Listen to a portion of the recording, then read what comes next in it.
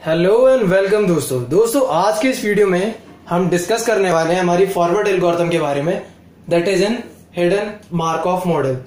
तो इसे स्टार्ट करते हैं यार। जैसा कि हमने लास्ट वीडियो में देखा हुआ है विटरबी एल्गोरिथम में कि जो हमारे पास ये डायग्राम आप सामने देख रहे हो ये क्या चीज है यार। ये एक मार्कऑफ प्रोसेस का डायग्राम है या मार्कऑफ चेन का डायग्राम है। जैसा कि हमने लास्ट वीडियो में भी डिस्कस करा हुआ है, हमारा विटरबी का पूरा एक न्यूमेरिकल हमने सॉल्व करा था। तो यहाँ पर आपको पता ही है कि ये चीजें इनिशियल प्रोबेबिलिटीज हैं, ये ट्रांजिशन प्रोबेबिलिटी है और ये एमिशन प्रोबेबिलिटी है। और मैं फिर भी एक बार रिपीट कर दे रहा हूं कि ये वाली चीज हमारे पास क्या होती है, ये होती है हमारे पास ऑब्जर्वेशंस और ये वाली होती है हमारे पास स्टेट्स, हिडन स्टेट्स, जो हमारे हिडन मार्कऑफ मॉडल में जो हम बोलते हैं कि it is hidden Markov model. तो यहाँ पर हिडन का मतलब होता है ये जो स्टेट्स होती हैं ये हमारे लिए हमारे प्रोसेस के थ्रू हिडन होती हैं, हमें इनके बारे में नॉलेज नहीं होता। तो हम अपनी हर ऑब्जर्वेशन के कॉरस्पॉन्डिंग अपनी हिडन स्टेट्स को कंप्लाई करते हैं, उनके सामने उनको प्रेजेंट करते हैं और डिसाइड करते हैं अपनी प्रोबेबिलिटी वैल्यू की कैलकुलेशन के हिसाब से कि कौन सी स्टेट होल्ड करेगी उस पर्टिकुलर ऑब्जर्वेशन के लिए। हम हर ऑब्जर्वेशन के सामने अपनी दोनों की दोनों स्टेट जो हमारे पास होती है हिडन, उनको सामने लिख देते हैं हर ऑब्जर्वेशन के लिए और उनका कैलकुलेशन करते हैं। और हम कैलकुलेशन करते कैसे थे, हम कैलकुलेशन करते थे यूजिंग द ट्रेलिस डायग्राम। अब विटरबी एल्गोरिथम में हम ट्रेलिस डायग्राम में प्रोबेबिलिटी फाइंड करके उसका मैक्सिमम निकाल लिया करते थे। बस यहां पर भी हम यूज ट्रेलिस डायग्राम ही करेंगे, उसी की तरह कैलकुलेशन रहेगा, पर यहां पर एक थोड़ा सा डिफरेंस रहेगा। यहां हमें जो अपना कैलकुलेशन है वो एक फॉरवर्ड वे में आगे लेते जाना है। तो यहां पर हम मैक्सिमम ने कैलकुलेट करते हुए ये जो हम दोनों वैल्यू निकाला करते थे, ये वाली और ये वाली, इन दोनों का सम निकालना है। और इन दोनों का सम निकालने के बाद जब लास्ट में जैसे हमारी ऑब्जर्वेशन आया करती थी, हम निकालते थे कि अगर ये सीक्वेंस चला हमारी ऑब्जर्वेशन का कि the person was feeling normal yesterday, today he is feeling cold and tomorrow he is feeling dizzy. तो अब ये ऑब्जर्वेशन फॉलो करते हुए अब उसकी टुडे प्रेजेंट स्टेट में वो बंदा हेल्दी है या वो फीवर है, मतलब उसे फीवर है, वो बीमार है।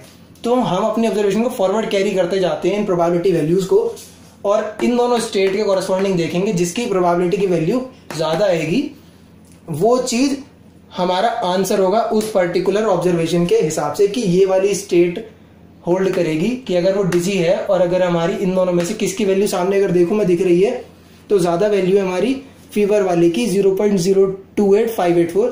तो हम मान के चलेंगे जिस दिन यार वो डिजी फील कर रहा था अब वो बीमार है, उसे फीवर है। तो एक बार डिस्कस कर लेते हैं कि ये कैलकुलेशन हुई कैसे, ये प्रोबेबिलिटी की वैल्यू हमने निकाली कैसे। तो ये देखो हम क्या करेंगे इस डायग्राम के हिसाब से जो शुरुआत हुई स्टार्ट, तो स्टार्ट से हेल्दी की ट्रांजिशन प्रोबेबिलिटी कितनी गिवन है, वो गिवन है हमें 0.6। और दूसरी चीज normal, the person is normal given he is healthy, ये जो हमारी एमिशन प्रोबेबिलिटी में गिवन है कि normal given he is healthy, ये है 0.5। तो 0.6 मल्टीप्लाइड बाय 0.5 इक्वल टू 0.30। तो हम यहाँ पे नोट डाउन कर देंगे 0.30। सेम टू सेम यहाँ फीवर के लिए कर देंगे, स्टार्ट से fever 0.4, normal given he is having fever is 0.1, तो 0.04 यहाँ मेंशन कर देंगे। ये हुआ हमारा शुरुआत में। अब बाद में हम आगे स्टेट वाइज कैसे करेंगे इसको, अब ये हम लेंगे हेल्दी से हेल्दी। तो सबसे पहले उठाएंगे हम इनिशियल प्रोबेबिलिटी कितनी है जो हमने यहाँ कैलकुलेट करी इस स्टेट तक 0.30। अब इसको मल्टीप्लाई करेंगे ट्रांजिशन प्रोबेबिलिटी से हेल्दी होने की ट्रांजिशन प्रोबेबिलिटी कितनी है 0.7। इसके बाद मल्टीप्लाई करेंगे एमिशन प्रोबेबिलिटी से जो कि है he is having cold given he is healthy, cold given healthy, तो ये हुई 0.4। तो 0.30 मल्टीप्लाई बाय 0.7 मल्टीप्लाई बाय 0.4, इसकी वैल्यू आएगी 0.084। अब इस वाली के लिए निकालते हैं, इस स्टेट पे दो एरो आ रहे हैं, एक यहां से आ रहा है एक यहां से आ रहा है, तो दोनों की वैल्यू निकालेंगे। अब इसके लिए निकालेंगे फीवर से हेल्दी से पहले देखो कि इनिशियल प्रोबेबिलिटी क्या थी 0.04 मल्टीप्लाई बाय अब ट्रांजिशन प्रोबेबिलिटी फीवर से healthy 0.4, cold given he is healthy, cold given he is healthy 0.4, इसका मल्टीप्लाई करोगे तो वैल्यू आएगी 0.064। अब इन दोनों का आप सम कर दोगे तो ये आएगा 0.904।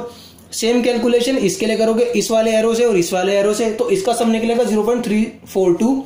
ऐसे ही इस वाले स्टेट के लिए भी कर दोगे, इस वाले एरो की वैल्यू निकालोगे तो ये आएगी 0.0058। इस वाले एरो के लिए निकालोगे तो 0.00108, इन दोनों का सम कर दोगे तो वैल्यू आएगी 0.007696। सिमिलर इस स्टेट के लिए भी करेंगे।